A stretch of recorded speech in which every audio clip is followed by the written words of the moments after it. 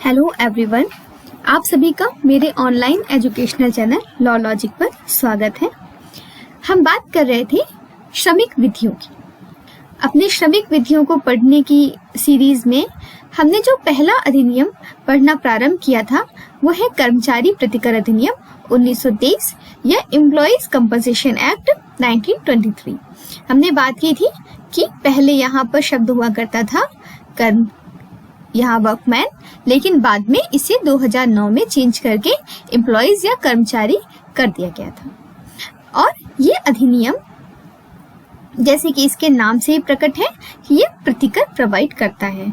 ये उन एम्प्लॉइज को जो किसी भी एक्सीडेंट का शिकार हो गए हैं, किसी जहाँ पे वो काम कर रहे थे, अपने वर्क के एम्प्लॉयमेंट के दौरान किसी एक्सीडेंट का शिकार हो गए हैं और उसके कारण उन्हें या तो उनकी डेथ हो गई है और या फिर वो किसी डिसेबलमेंट के शिकार हो गए हैं।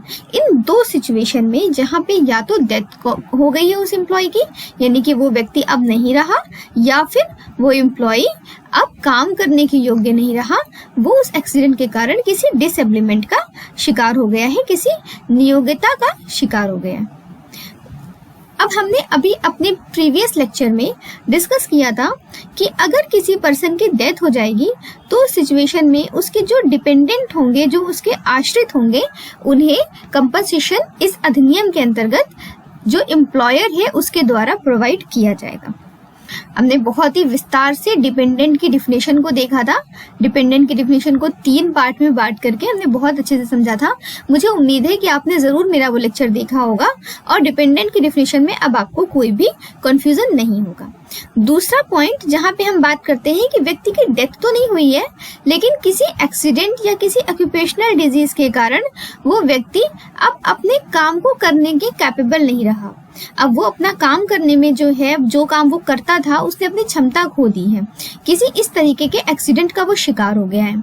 उस स्थिति में क्या होगा कि जिस प्रकार का उसको क्षति हुई है, उसकी आजीविका कमाने की क्षमता में जिस प्रकार की क्षति हुई है, यानी कि हो सकता है कि वो पूर्णतया जो है निःशक्त हो गया हो, टोटल डिसेबल हो गया हो और वो कोई भी काम करने के योग्य ना हो, या ऐसा भी हो सकता है कि आंशिक रूप से जो है वो अपनी क्षमता खोई हो और वो कुछ कामों को करने में अभी भी सक्षम हो। तो जैसी भी स्थिति है उस स्थिति के अनुसार किसी व्यक्ति को डिसेबल होने पर भी कंपनसेशन दिया जाता है इस अधिनियम के अंतर्गत। और ये डिसेबलमेंट की डिफिनेशन को भी हमने अपने प्रीवियस लेक्चर में बहुत अच्छी तरीके से समझा था और मैं उम्मीद करती हूँ कि आपने भी जरूर मेरे साथ उस परिभाषा को पढ़ा होगा। आज हम एक नई बात करेंगे और नई बात करने में हमें देखेंगे कि ये चीज तो हमने देख ली कि ये दोनों ग्राउंड होने पर एक एम्प्लॉयर जो है वो अपने एम्प्लॉइज को प्रतिकर देने के लिए बाउंड होता है। लेकिन आज हम बात करेंगे कुछ ऐसे आधारों की जो आधार अगर उपस्थित होते हैं तो एक एम्प्लॉयर जो है वो प्रतिकर देने के अपने दायित्व से मुक्त हो जाता है। जी हाँ, सही सुना आपने। कुछ ऐसी स्थितियां जो अगर उत्पन्न होती हैं तो जो एम्प्लॉयर जो हर तरीके से इस अधिनियम में इस बात के लिए लाइबल था कि वो अपने एम्प्लॉय को जो किसी एक्सीडेंट का शिकार हुआ है, जिसकी डेथ हुई है, डिसेबलमेंट क्रिएट हुआ है, उसको कंपनसेशन प्रोवाइड करें। लेकिन कुछ ऐसी स्थितियां हैं जिसके अंतर्गत एम्प्लॉयर कंपनसेशन प्रोवाइड करने के अपने दायित्व से मुक्त हो जाता है और उसे कंपनसेशन प्रोवाइड नहीं करना पड़ता। आइए देखते हैं हम। देखिए, सबसे पहले तो ये हम देख रहे हैं सेक्शन 3 आपका एम्प्लॉइज कंपनसेशन एक्ट का। उसमें हम देखते हैं सबसे पहले तो यदि कर्मचारी को अपने नियोजक से और उसके अनुक्रम में उद्भूत दुर्घटना द्वारा व्यक्ति क्षति होती है। दो बातें तो बिल्कुल सिंपल है, यानी क्या है, सबसे पहले तो अपने नियोजन से हुई है, यानी जो काम वो करता है उसे अपने काम से हुई है, और दूसरा उसके अनुक्रम में उद्भूत हुई है, यानी कि इसका मतलब ये हुआ कि व्यक्ति जो काम कर रहा था, जिस चीज के लिए वो अपॉइंट था, उस काम को करने के दौरान ही उसे ये क्षति कारित हुई है, उसी अनुक्रम में हुई है, in the course of the work उसे वो डिसेबलमेंट क्रिएट हुआ है। उस स्थिति में जब कोई दुर्घटना होती है इन दोनों चीजों में, यानी उसके अपने नियोजन में और उस नियोजन को करने के दौरान अगर कोई दुर्घटना होती है तो क्या होता है, उसके कारण अगर उसे व्यक्ति क्षति होती है तो उसका नियोजक इस अध्याय के उपबंधों के अनुसार प्रतिकर के लिए देनदार होगा। यानी सामान्य नियम क्या है कि प्रतिकर के लिए देनदार होगा। लेकिन परंतु यदि नियोजक जो है, यहाँ हम एक परंतु देखते हैं, इसी आधार पे हम बात करेंगे कि कब कब नियोजक जो है वो कोई भी प्रतिकर देने के लिए बाध्य नहीं रहता है। तो हम इसके लिए बात करते हैं कि परंतु किसी ऐसी क्षति के बारे में जिसके परिणाम स्वरूप कर्मकार को 3 दिन से अधिक की कालावधि की पूर्ण या आंशिक निषिद्धता नहीं हुई है। यानी कि कंडीशन क्या हो गई कि उस एम्प्लॉय को सिर्फ 3 दिन तक के लिए ही क्षति हुई है। अब ये 3 दिन की क्षति जो है चाहे पूर्ण हुई हो चाहे आंशिक हो, यानी ऐसा भी हो सकता है कि 3 दिन के लिए वो एम्प्लॉय कोई भी काम करने में कैपेबल ना बचा हो, या फिर ऐसा भी हो सकता है कि वो 3 दिन के लिए कुछ कामों को करने के लिए कैपेबल नहीं हो, बाकी काम कर सकता हो, चाहे जो भी स्थिति हो, यानी यहाँ पे पूर्ण हो या आंशिक हो, जैसा भी हो, लेकिन वो क्षति उसको 3 दिन से अधिक की कालावधि के लिए नहीं हुई है। उस स्थिति में एम्प्लॉयर किसी भी तरीके का कंपनसेशन देने के लिए लायबल नहीं होगा। ठीक है, यानी कि हमने वो स्थिति देख ली जिसके अंतर्गत कैसा होगा कि कोई भी एम्प्लॉयर कंपनसेशन देने के लिए लायबल नहीं है। तो पहली कंडीशन है कि अगर जो भी उसको क्षति हुई थी वो सिर्फ कितने समय के लिए हुई है, मुश्किल से 3 दिन तक ही वो व्यक्ति बीमार रहा, ऐसी तकलीफ में रहा, या तो वो सारे ही काम नहीं कर पाया या कुछ कामों को नहीं कर पाया, तो 3 दिन के लिए एम्प्लॉयर कोई भी कंपनसेशन प्रोवाइड नहीं करता है। दूसरी बात करते हैं, ये बहुत महत्वपूर्ण है, ध्यान से देखिएगा कि दुर्घटना द्वारा हुई क्षति के बारे में परिणाम स्वरूप मृत्यु या स्थायी पूर्ण निषिद्धता नहीं हुई है। ये बात ध्यान दीजिएगा कि उस जो भी दुर्घटना हुई थी उस दुर्घटना से 2 कंडीशन नहीं खड़ी होनी चाहिए, या तो एक तो मृत्यु नहीं होनी चाहिए और दूसरा स्थायी पूर्ण नियोक्ता नहीं होनी चाहिए। इन 2 बातों की कंडीशन में यहाँ पर जो भी एक्सक्यूजेस मैं आपको बताऊंगी वो लागू नहीं होंगे। और अगर ये 2 स्थितियां हैं, यानी या तो मृत्यु कारित हो गई है और या फिर क्या हो गया है कि स्थायी पूर्ण नियोक्ता हो गई। स्थायी पूर्ण नियोक्ता हमने पढ़ा था, इसका अर्थ होता है कि व्यक्ति अब कभी भी कोई भी काम करने के लिए योग्य नहीं होगा। यानी एक तो स्थायी है कि हमेशा के लिए हो गया, वो कभी भी नहीं कोई कार्य, और दूसरी चीज पूर्ण है, यानी कोई भी कार्य करने के लिए वो सक्षम नहीं रहा, उसने अपनी आजीविका कमाने की क्षमता को पूरी तरह से खो दिया है। और या फिर अगर उस व्यक्ति की मृत्यु हो गई है तब तो निश्चित रूप से वो अपनी आजीविका कमाने की क्षमता पूरी खो ही चुका है, तो इसमें तो कोई डाउट की बात ही नहीं है। तो अगर ये दोनों स्थितियां हैं तो उस स्थिति में तो एम्प्लॉयर कंपनसेशन देने के लिए लायबल है। लेकिन अगर इन दोनों स्थितियों के अलावा कोई और स्थिति है तो फिर जो प्रत्यक्षता इस कारण से हुई है मानी जा सकती है कि, यानी कि इन दोनों के अलावा कोई स्थिति है, और हुई क्यों है, क्योंकि जब काम कर रहा था वो कर्मचारी, जिस वक्त वो अपना काम पूरा परफॉर्म कर रहा था, उस समय कर्मचारी मदिरा या किसी औषधि के असर में था। यानी उसने उस वक्त कुछ भी ऐसा ड्रिंक ले रखा था, कुछ ऐसा ले रखा था जिसके कारण वो अपने होश पे नहीं था। उसने कोई मदिरा या किसी औषधि का सेवन कर रखा था, उसके प्रभाव के कारण उससे जो है इस तरीके की लापरवाही, इस तरीके की दुर्घटना हो गई, जिसके कारण उसको वो क्षति कारित हुई है। लेकिन वो क्षति कैसी नहीं होनी चाहिए, ऐसी नहीं होनी चाहिए जिससे मृत्यु या पूर्ण स्थायी जो है निषक्तता उत्पन्न हो गई हो। अगर कोई और तरीके की यानी अस्थायी निषक्तता अगर हुई है और या फिर आंशिक निषक्तता हुई है, तो उस स्थिति में उस व्यक्ति को कंपनसेशन नहीं दिया जाएगा। क्यों? क्योंकि उससे ये उम्मीद नहीं की जाती थी कि वो मदिरा या कोई औषधि का सेवन करके कोई सी भी काम को करे। अगली कंडीशन, कर्मचारी का क्षेम सुनिश्चित करने के प्रयोजन के लिए अभिव्यक्त रूप से या किसी आदेश या अभिव्यक्त रूप से, यानी कि सबसे पहले तो क्या है कि एकदम साफ साफ उसको कोई आदेश दिया गया था अभिव्यक्त रूप से, या फिर अभिव्यक्त रूप से बनाए गए नियम की अवज्ञा, यानी या तो उसको साफ साफ उस एम्प्लॉय को इस चीज के लिए ऑर्डर दिया गया था एम्प्लॉयर की तरफ से कि आप इस तरीके से काम करेंगे। देखिए, कर्मचारी का क्षेम सुनिश्चित करने के लिए, यानी कर्मचारी का वेलफेयर देख करके कि वो कर्मचारी इस तरीके से कार्य करेगा तो एक्सीडेंट का शिकार नहीं होगा, ऐसा सोच करके एम्प्लॉय ने कोई नियम बनाया या कोई ऑर्डर पास किया। और उस व्यक्ति ने क्या किया, उस कर्मचारी ने क्या किया, जानबूझकर उस बात की अवज्ञा की, उस नियम की अवज्ञा की। कैसे की? जानबूझकर उस नियम की अवज्ञा की।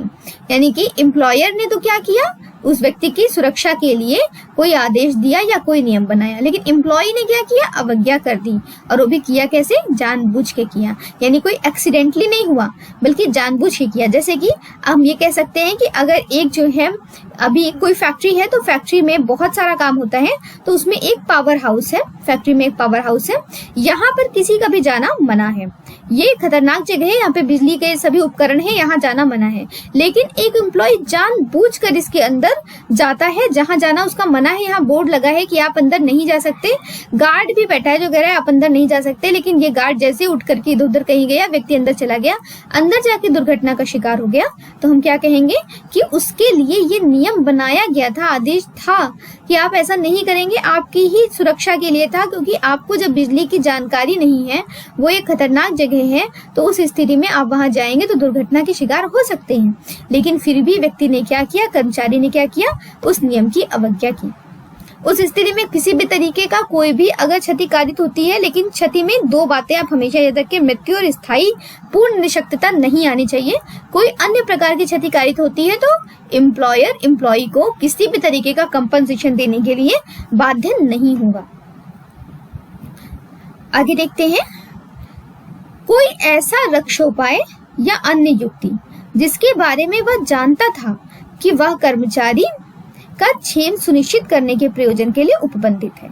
यानी कि यहाँ पर क्या चीज कह रहे हैं कि कोई ऐसा जो भी रक्षा उपाय, यानी कोई उसकी सुरक्षा के लिए जो उपाय किया गया है, या कोई और इस तरीके का प्रोविजन, कोई युक्ति जिसके बारे में वह जानता था कि वह कर्मचारी का क्षेम सुनिश्चित करने के प्रयोजन के लिए उपबंधित है, लेकिन कर्मचारी क्या करता है, जानबूझकर उसे हटा देता है।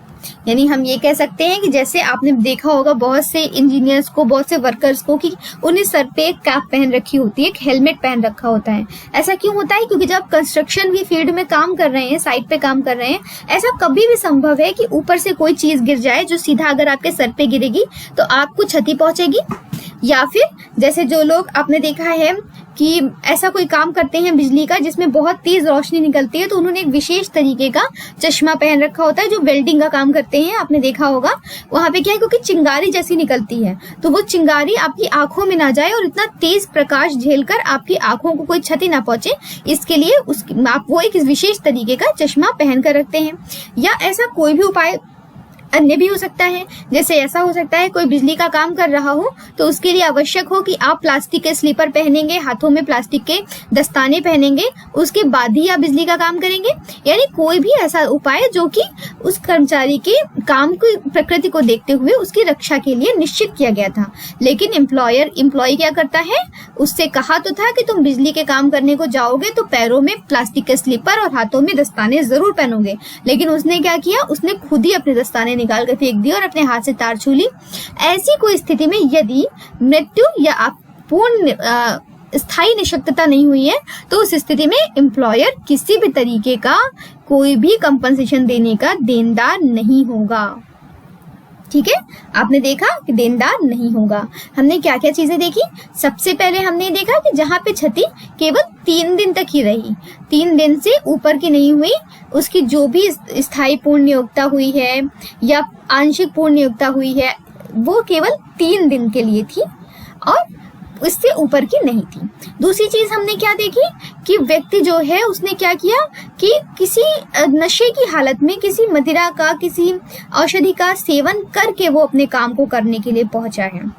और दूसरी चीज हमने और चीज क्या देखी, तीसरी चीज कि उस व्यक्ति को जो नियम बनाए गए थे, आदेश दिए गए थे कि आप जो है इन नियमों की अवहेलना नहीं करेंगे क्योंकि ये नियम आपकी सुरक्षा के लिए बनाए गए, उसने उन नियमों को और आदेशों का अवहेलना की। चौथी चीज क्या है कि कोई ऐसा रक्षा का उपाय उसके लिए जो सुनिश्चित किया गया था जिसको करने से वो व्यक्ति सुरक्षित रहता, वो कर्मचारी सुरक्षित रहता, उसने जानबूझकर उस चीज को हटा दिया और अपने आप को दुर्घटना के लिए प्रस्तुत कर दिया। ये स्थितियां होने पर इन 3 स्थितियों में एक कंडीशन ये लागू होती है कि व्यक्ति की मृत्यु नहीं होनी चाहिए। यहाँ पर अगर ऐसी उसकी खुद की गलती से भी, यानी कि उसने खुद ही किसी नियम की अवहेलना की है या खुद ही उसने अपने रक्षा के उपाय हटाए हैं या उसने जो है किसी मदिरा या औषधि का कोई सेवन भी किया था, लेकिन यहाँ पर ये आवश्यक है इन तीनों स्थितियों में कि उस व्यक्ति की डेथ नहीं कॉज होनी चाहिए, उसकी मृत्यु नहीं होनी चाहिए। और साथ में क्या नहीं होना चाहिए, साथ में उसे परमानेंटली टोटल डिसेबलमेंट नहीं होना चाहिए। परमानेंटली टोटल डिसेबलमेंट होगी तो फिर एम्प्लॉयर को कंपनसेशन देना पड़ेगा।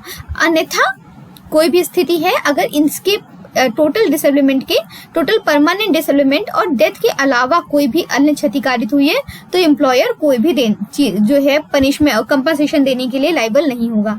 और जो ये कंडीशन है कि 3 दिन में जो है स्थायी पूर्ण नियोक्ता हो जाने की स्थिति में भी कंपनसेशन नहीं दिया जाएगा। यानी यहाँ पर चाहे स्थायी पूर्ण नियोक्ता मतलब 3 दिन के लिए केवल पूर्ण नियोक्ता हुई हो चाहे आंशिक हुई हो, स्थायी तो है ही नहीं क्योंकि 3 ही दिन की हम बात कर रहे हैं, आगे की बात नहीं कर रहे हैं। तो 3 दिन के लिए चाहे पूर्ण नियोक्ता हुई है या फिर आंशिक निशक्तता हुई है, लेकिन उस स्थिति में किसी भी तरह का कंपनसेशन नहीं दिया जाएगा। लेकिन मृत्यु का केस तो इसके अंदर भी मृत्यु हो गई है तब भी इसके अंदर काउंट नहीं करेंगे। अगर मृत्यु हुई है तब तो कंपनसेशन आपको एम्प्लॉयर को देना ही देना पड़ेगा। ठीक है, मैं उम्मीद करती हूँ कि आपको ये विषय जरूर समझ में आया होगा। अगर आप मेरे भाषा शैली, मेरे लेक्चर के साथ में अपने विषय को समझ पाते हैं तो मेरे चैनल के साथ बने रहिए। मेरे चैनल को सब्सक्राइब कीजिए, वीडियो को लाइक कीजिए, बेल आइकॉन दबा लीजिए ताकि आपको मेरे नए आने वाले वीडियोस की नोटिफिकेशन मिलती रहे। अपनी स्टडीज को कंटिन्यू रखिए। Thank you.